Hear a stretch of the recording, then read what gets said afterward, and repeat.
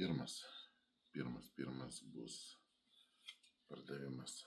Tai toks galastuvas, labiau skirtas žvejam ir medžiotojam, 400 ir 600 grūdėtumas.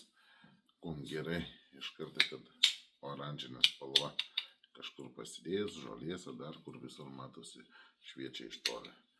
Dar vienas dalykas, tai yra medžiotojam idealus grūdėtumas iki 600. Tai yra galandasi peilis, sakykime, ir visada galandame apie 24 laipsniai kampu ir tik prieš ašmenį. Matote, peilį paėmam taip.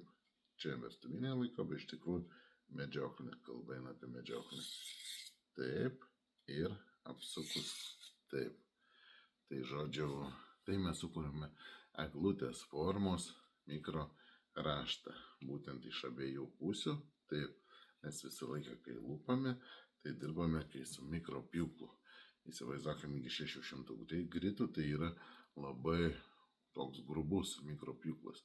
Ir tai reikalingas būtent deimantas, nes jis padaro gilius ravelius, jis tokio griežto galandinimo yra. Tai kaip sakau, visada geriausiai pradinį galandinimą pasidaryti ant staklių, profesionaliai, o toliau mes visada labai gražiai ant to kampuko užsidėję galim po porą kartų ir dasiaštrinti, būtent miške esant reikalui. Tai va toks galastuvėlis, pardavime 12 euriukų. Jeigu kam reikia, drąsiai rašote imu ir atiteks jums. Iki draugai.